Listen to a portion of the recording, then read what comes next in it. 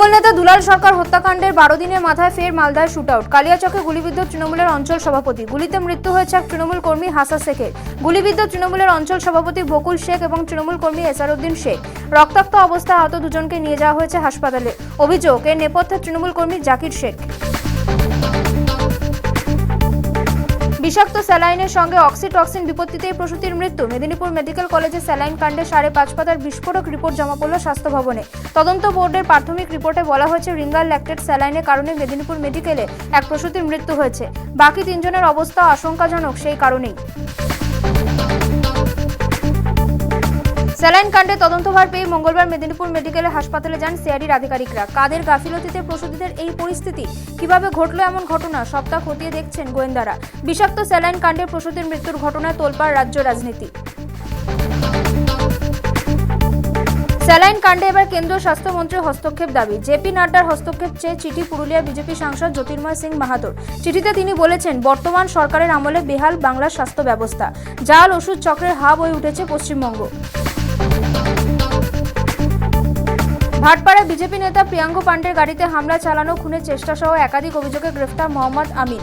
ঘটনার পর থেকে পলাতক ছিল সে। সূত্রের খবর, মঙ্গলবার ভোরে এলাকা থেকে মোহাম্মদ আমিনকে গ্রেফতার করেছেন এনআইএ তদন্তকারীরা। খাস কলকাতায় ফের ভাঙল বহুতল। মঙ্গলবার দুপুরে কলকাতা পুরসভা 99 ওয়ার্ড বাঘাযতীন চত্বরে বিদ্যাসাগরের কলোনির একটি আবাসন হেলে পড়ে। নিচের তলাটি কার্যত চুরমার হয়ে গিয়েছে, তবে আপাতত হতাহতের কোনো খবর নেই। অভিযোগ, আবাসনে মেরামতির কাজ চলছিল, তখনই ঘটে বিপত্তি। প্রাথমিকের শিক্ষক নিয়োগ দুর্নীতিতে এনফোর্সমেন্ট ডিরেক্টরেটের মামলায় মঙ্গলবার থেকে শুরু পার্থ চট্টোপাধ্যায় বিচার পর্ব।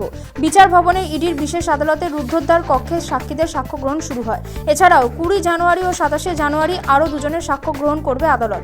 সুপ্রিম কোর্টের নির্দেশে শুরু ইডির প্রাথমিক নিয়োগ দুর্নীতির মামলার বিচার পর্ব। নিয়ন্ত্রণ রেখায় ল্যান্ড মাইন বিস্ফোরণ, জখম অন্তত 6 ভারতীয় সেনা জওয়ান। তড়িঘড়ি তাদের হাসপাতালে নিয়ে যাওয়া হয়েছে, সেখানে তাদের চিকিৎসা চলছে। প্রাথমিকভাবে মনে করা হচ্ছে অসাবধানতাবশত দুর্ঘটনার জেরেই এই বিস্ফোরণ। ইন্ডিয়া জোটের ভাঙনে শিলমোহর দিলেন এনসিপির শরদ গোষ্ঠীর সুপ্রিমো শরদ পাওয়ার। মহারাষ্ট্রের স্থানীয় নির্বাচনের আগে শরদ পাওয়ার বলেন, ইন্ডিয়া জোট তৈরি হয়েছিল জাতীয় স্তরের নির্বাচনের জন্য। স্থানীয় নির্বাচনে একসঙ্গে লড়তে হবে এমন কোনো কথা কোনোভাবেই হয়নি। আগামী সোমবার অর্থাৎ 20 জানুয়ারি বাংলাদেশের চিন্ময় কৃষ্ণ দাসের জামিনের আবেদনের শুনানি। বাংলাদেশ হাইকোর্টে চিন্ময় কৃষ্ণ দাসের জামিনের আবেদনের শুনানি হবে। গত 1 মাসেরও বেশি সময় ধরে বিনা বিচারে জেলবন্দি রয়েছেন তিনি। এর আগে জামিনের আবেদনের শুনানি বারবার খারিজ হয়ে যায়। নতুন বছরের শুরুতেই খারিজ হয়ে গিয়েছিল। আইসিসি টেস্ট ক্রমতালিকায় জসপ্রীত বুমরা শীর্ষস্থানে। তাকে স্বীকৃতি দিল আইসিসি। আন্তর্জাতিক ক্রিকেট নিয়ামক সংস্থা জানিয়েছে, এই মুহূর্তে বিশ্বসেরা ক্রিকেটার বুমরা। আইসিসির মাসের সেরা ক্রিকেটার নির্বাচিত হলেন ভারতীয় পেসার।